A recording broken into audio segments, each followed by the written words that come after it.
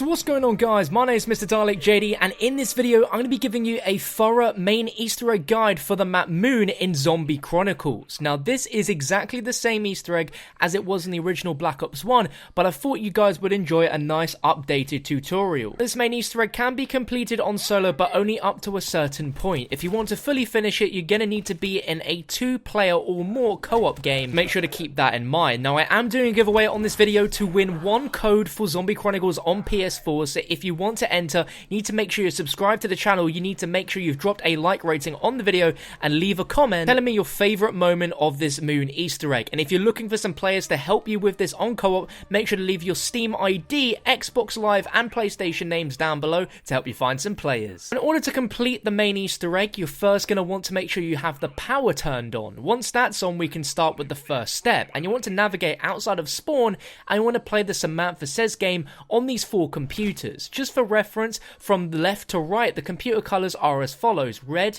green, blue and yellow. You're going to see that these computers are going to flash a colored sequence, and you're going to need to match it as in the game Simon Says. Once you've completed this, you'll see all the screens flash green, and then they won't be blinking anymore, and that will be the first step done. For the second step, we're going to make our way to the laboratory and obtain the hacker. Now the hacker can be found in any of the 3 laboratory floors on any desks near the sides of the room, and if a player obtains another PES, the hacker will be moved to another random desk. Now this hacker may be used on various things around the map with different outcomes, and in this we're going to be navigating to the 2nd floor, and we're going to be hacking the 4th wall panel from the right for 500 points. Once you've hacked this wall panel, there will be 4 glowing green access panels on 3 floors of the laboratory. Now what you want to do is you need to locate and hack 4 of these within a certain time, and if you've not done this correct or within the required time, you need to repeat that previous step by hacking that 4th wall panel. If you've done this step correctly, you want to make your way back to the wall panel, and you'll notice all of them are now blinking and flashing. You need to go and activate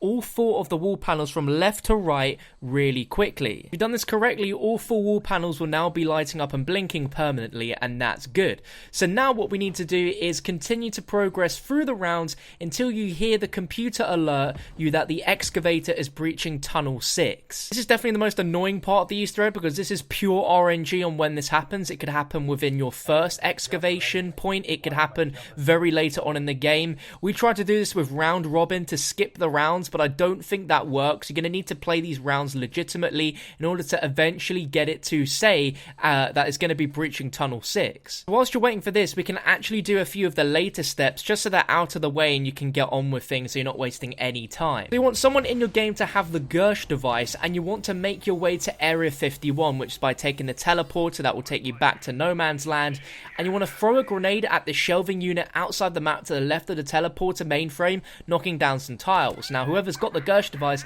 needs to throw it in the same area to collect the tiles, move them to the teleporter mainframe.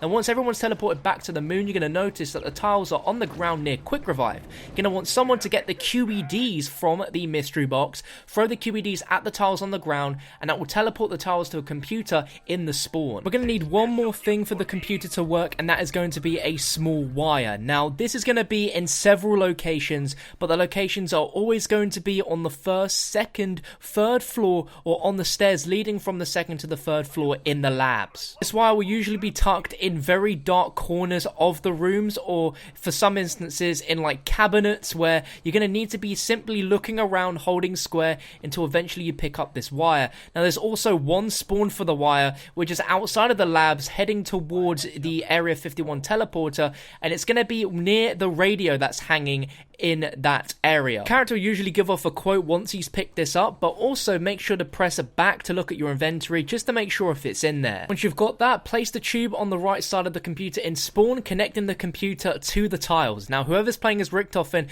will now need to activate the tiles to place the Vril device.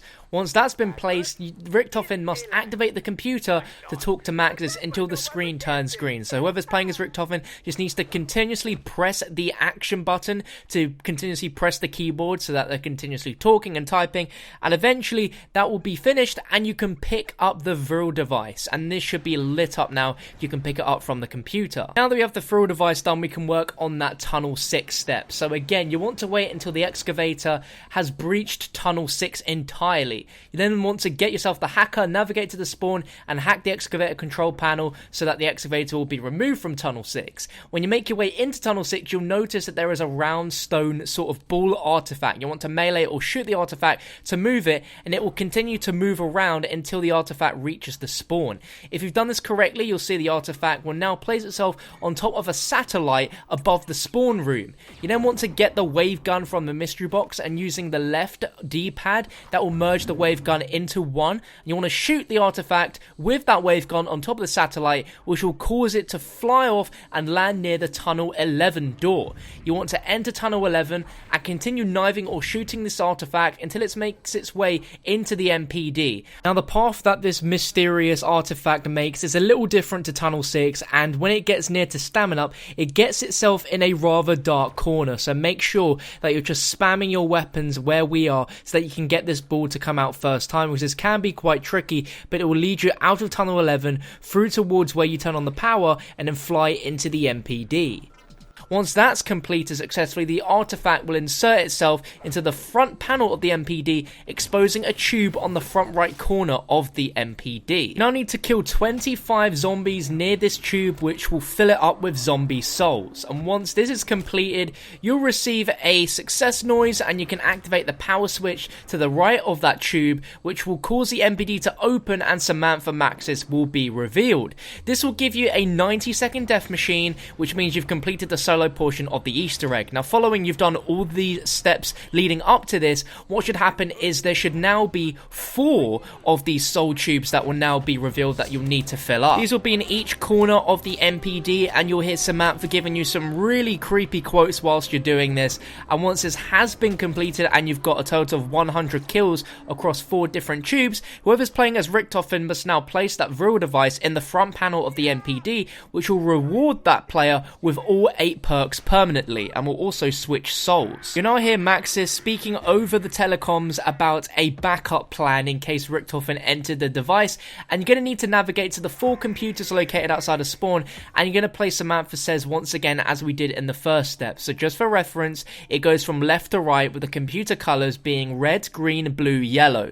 It's going to be quite a long sequence, and you're going to need to repeat this around about 3 times in total so that it activates the 3 rockets that are behind near the spawn. You now need to go back to the MPD, throw a QED device at the front of the MPD, and if done correctly, the artifact will release from the MPD and land near the Samantha Says computers. This final step is throw a Gersh device down at the computers to collect up the artifact, and if you've done this correctly, this will trigger the ending sequence of rockets flying and destroying the Earth, and you will have completed the main Easter egg, and all players in the game will now be given all perks permanently. I really hope you guys found this guide useful. If you did, feel free to drop a thumbs up on it and let me know in the comments section if this did help you out. If you need any help, you need more players, you know what to do, drop it in the comments. Now, I've got a load of other Easter egg guides on the channel, all talking about the other Easter egg guides inside of Zombie Chronicles, such as Origins, Shangri-la, and Ascension. So if you need any help with those, they'll be on screen now or down below in a playlist link for you all. Go ahead, please use them to help you get all these Easter eggs done, and let me know if you enjoyed. But thank you for watching. I'll catch you next time.